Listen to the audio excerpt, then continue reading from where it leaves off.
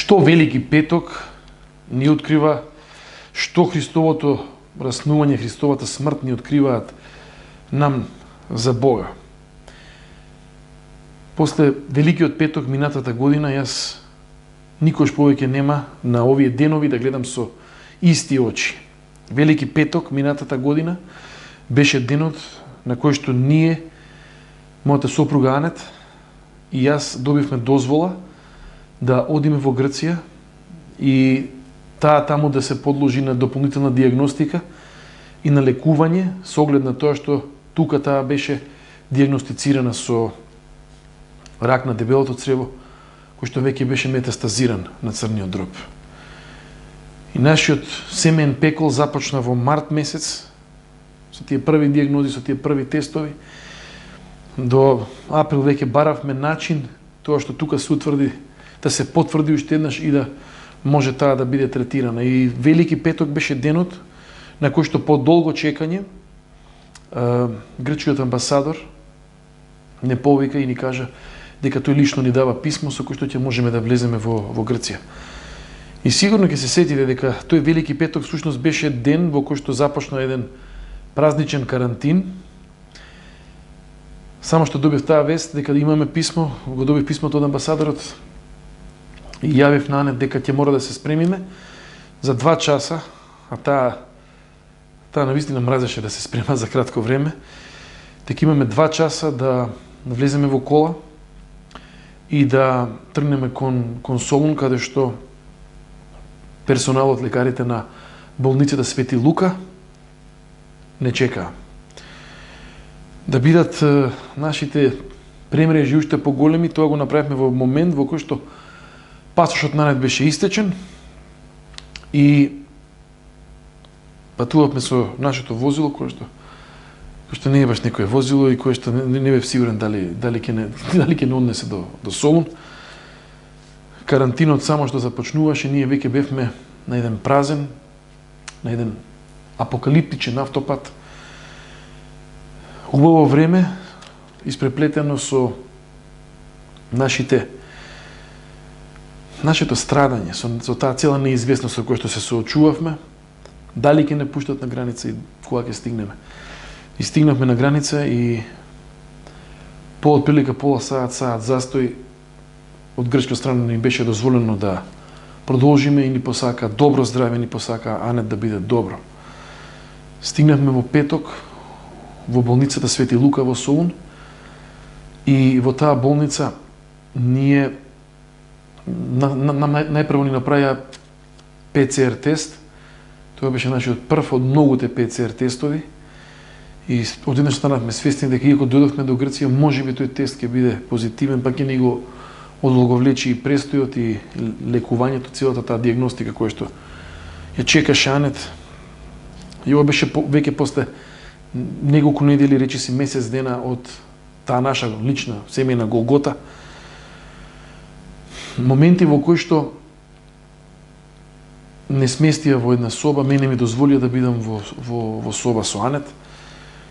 Болницата заради ковидот во Грција и ковидот во Солун беше исполнета со можеби 10% од своите капацитети. Тоа беше една празна болница, значи немаше никого, речиси никого во чекалните.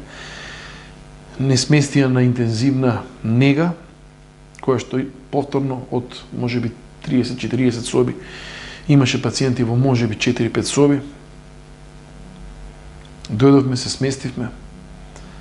Ни кажаа дека веќе е доцна, дека диагностиката ќе продолжи по утврдувањето на ковид тестовите, а тоа значеше следниот ден.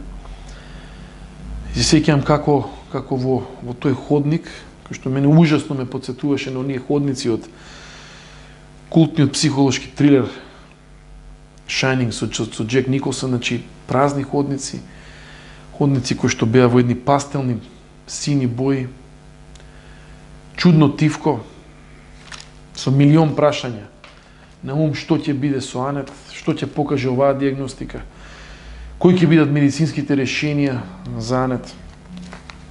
Се сеќавам како влеговме двајцата и сеќавам дека одлучи да постам и да барам Божјо водство. и веќе бев исцрпен, бев на крајот на силите, дојдовме до Грција, но сега ни престоеше тоа ново поглавје, што сега, што понатаму. Поглавје со големи прашалници.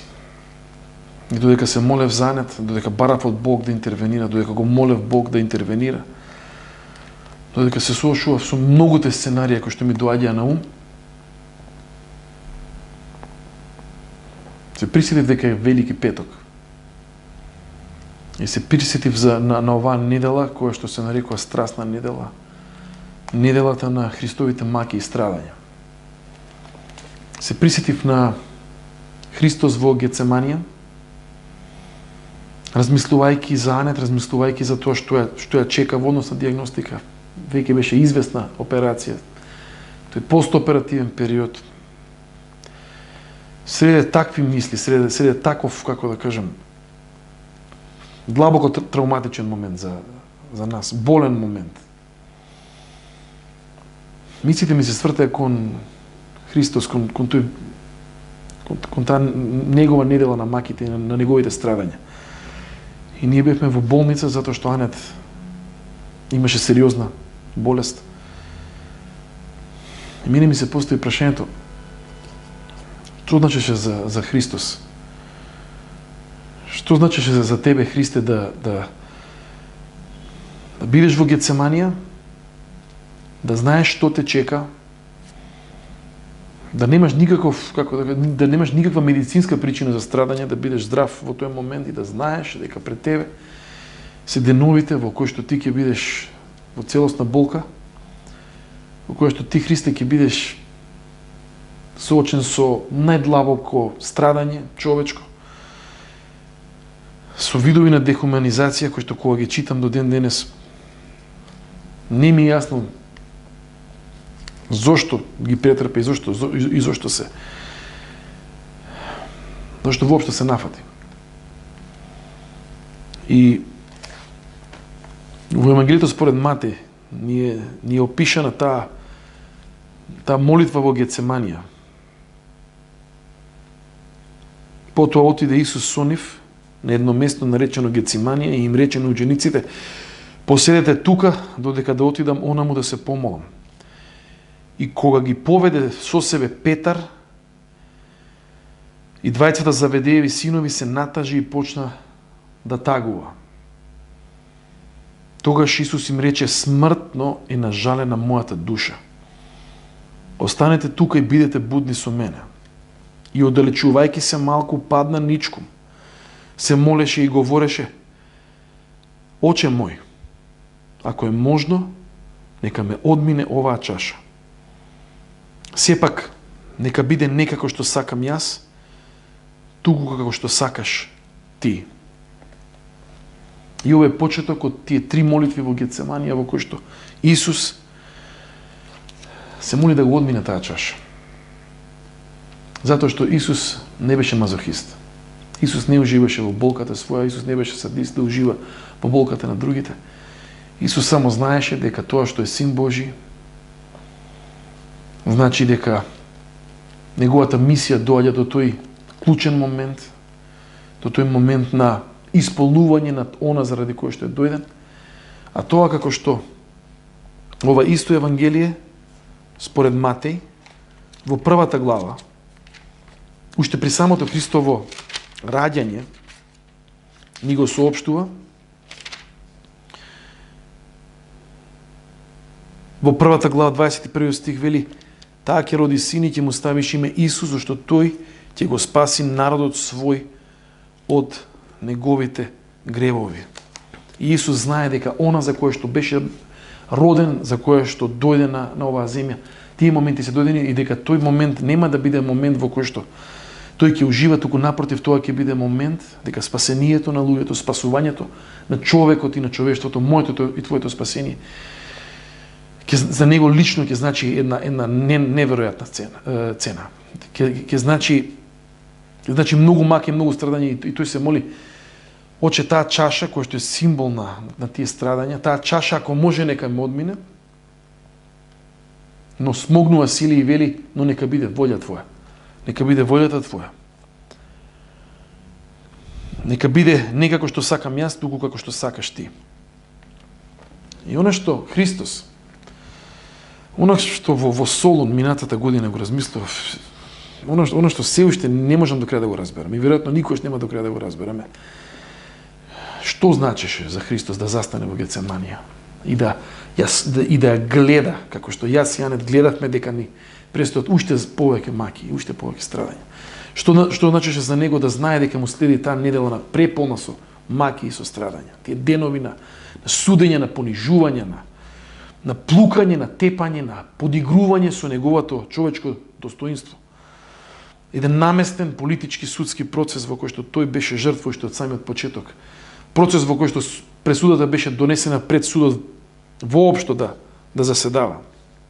На политичките игри кои што еврејското раководство во тоа време ги играше со римските наместници, со Понти Пилат. И она што е најзначајно е што Исус побара да биде Божјата волја. Не неговата, туку да биде волјата Божја, да биде она, да се случи она заради кој што тој е всушност дојден. Во истото ово Евангелие, по описот на страдањата, ве охрабрувам уште вечерва да ги прочитате 26-та и 27-та глава на Евангелието според Матеј. Секаде ќе ги најдете. Значи, ако немате Библија дома, ќе најдете, само утипкајте Евангелие според Матеј 26-та глава и ќе ви излезе тој текст, или има апликација bible.com, отворете, читете. Прочитате што на вистина на Исус му се случуваше. И по тој процес на мелење, на дехуманизација, на неговото достоинство. Во 27-та глава ми се опишува следново. А од 6-тиот час, а тој од 12 часот, според современото сметање на времето, настана темнина по целата земја, до 9-тиот час. И околу 9-тиот час извика Исус со висок глас и рече: Ели, Ели, лама савахтани. А тоа значи: Боже мој, зошто ме остави?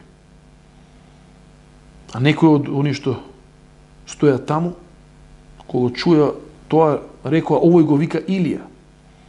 И веднаш еден од нив отрча, зеде сунгер, го натопи во оцет и го надена на трска, па му даваше да пие. Други пат велеа: чекајте да видиме дали ќе дојде Илија да го спаси. А Исус, откако повторно извика со силен глас, го испушти духот. Умре. И Исус умира со зборовите на еден псалм, на 22-тиот псалм, кој што псалмистот му се обраќа на Бога, не во состојба на добар живот, на благосостојба, не со радост и со славење, нешто што исто така е дел од нашите животи, туку доаѓа со една ваква драстична состојба на чувство дека Бог го има оставено. И тоа е Исусовата молитва. Тој први стих на 22-тиот псалм: Боже мој, зошто ме остави? Ја читаме оваа смрт на распнување со крст. Значи, ако некој сака да види како тоа од прилика изгледало, нека слободно го пушти, еве, за овие празници, филмот Страдание на Мел Гибсон, каде што најпластично ни е опишан тој процес на распнувањето.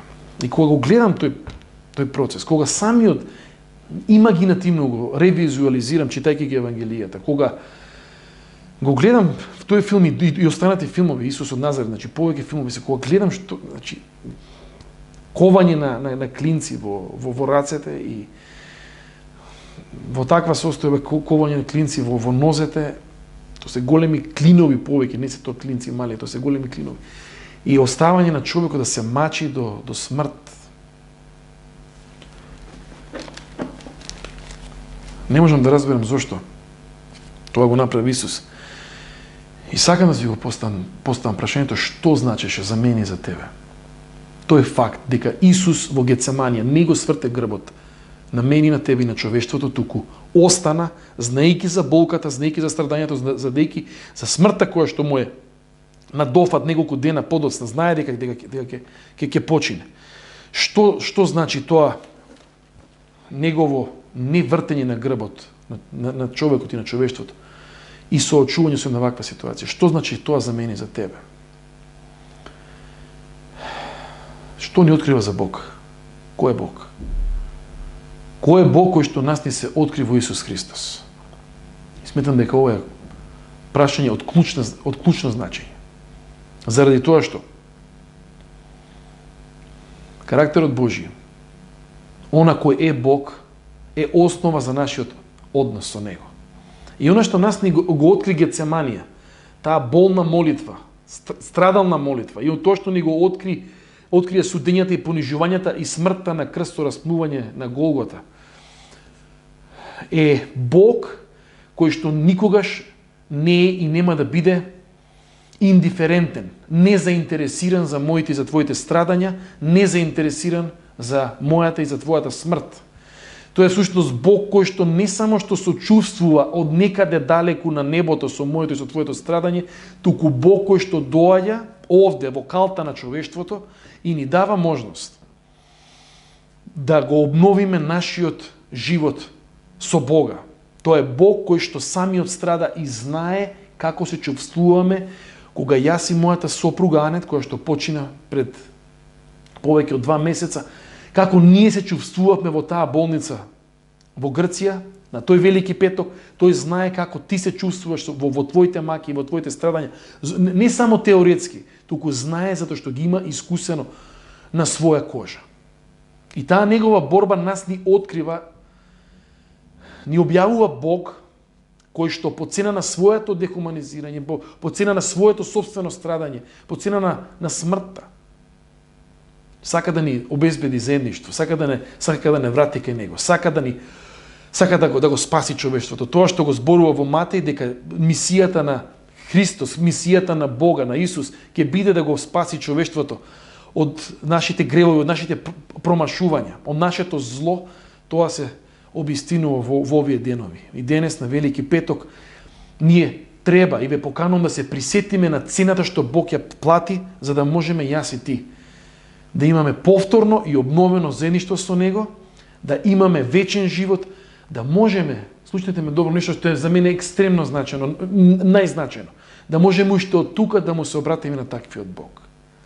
Не Бог кој што е теорема, не Бог кој што е збирка на правила, не Бог кој што е измислен од луѓето, туку Богот кој што ни се откри во Исус Христос, кој што знае што е страдање и кој што преку неговото страдање не повикува да се помолиме, уште од тука да почнеме со обновата на нашиот однос со Него. И овој Велики петок е за мене ден на благодарност за она што Бог го направи за мене. Велики петок е ден на присетување на цената која што Бог ја плати за јас и ти да можеме повторно да го обновиме нашиот живот со Бога. Едно послание до евреите во Новиот Завет. Писателот рефлектира, се навраќа назад на тоа што Христос го направи и ни го актуализира истото во сегашноста. Не охрабрува со други зборови. Не подсетува во 4 глава 15-тиот стих и 16-тиот, значи послание до евреите 4 глава 15 и 16 стих, зашто ние немаме таков првосвештеник. Значи ние немаме првосвештеник кој што само теоретски знае за човештвото, а под првосвештеник се подразбира оној кој што застапува, оној кој што не поврзува со Бога. Значи ние немаме таков кој што не може да сочувствува со нашите слабости, туку таков кој искусил се како и ние. Слушнете добро. Туку таков кој што искусил се што искусуваме јас и ти, освен грев. Бог кој што од прва рака знае што значи да се биде човек. Во Бого човекот Исус Христос. И токму заради тоа, на Велики петок, и овие маки и страдања Христови, во присетување на љубовта, значи во 60 стих, повик за нас, продолжува авторот на евреите и вели, и така, од тие причини, зашто имаме таков Христос, таков Бого-човек кој што не поврзува со Бога, и така слободно да пристапуваме кон престолот на благодатта, за да примиме милост и да најдеме благодат за благовремена помош. Токму заради тоа што Бог се откри во Исус Христос, ние денес и искуси се освен грев. Знае со што се соочуваме, јас и ти денес можеме да имаме пристап.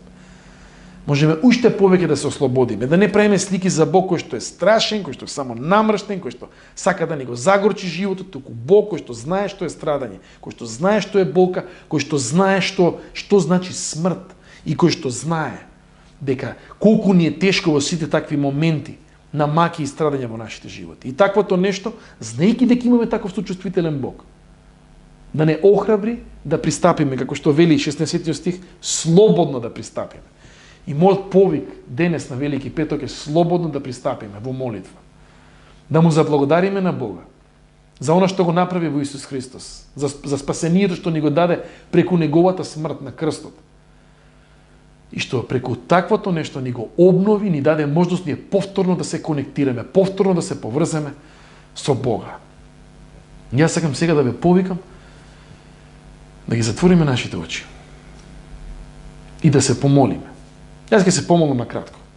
Ќе се помолам како што се молам секој ден. Нема да читам оваа молитва, значи нема тоа да иако некој ќе читам молитви. Ќе се помолам онака како што чувствувам благодарност на Христос за ова што го направи. Боже, јас сум ти благодарен и ние сме ти благодарни. Што пред речиси 2000 години ти ни се објави во Исус Христос. Не само за да ни пренесеш некакво учење и некакви принципи, иако и тоа го правиш, туку за суштински, со својата смрт, да платиш за нашите гревови, да платиш за нашите промашувања и откако ние тоа ќе поверуваме во таквото Твое дело, ти ни даваш можност за обнова нашиот однос со Тебе, Боже. Ти благодариме за секоја мака и страдање. Ти благодариме што во Гецеманија не ни го сврте грбот, туку остана и продолжи на патот на спасувањето наше, кој што за Тебе значеше болка и страдање и смрт. И ти благодариме што и на Голгота, додека те распнува и додека висеше на крстот, не си симнал таму. Туку остана, херојски остана за нас и ни овозможи спас. И ние денес на Велики петок, јас денес на Велики петок сум ти благодарен за тоа и те молам да ми ги простиш гревовите. Фала ти што си ми ги простил гревовите и те молам дај од мене да произлезе човек и дај од нас да произлезат луѓе како што ти си не создал според твојата визија за доброто човештво. Во името Христово, во името на оној Исус Христос, кој што на Велики петок умре за нашите гревови, те молиме. Амин.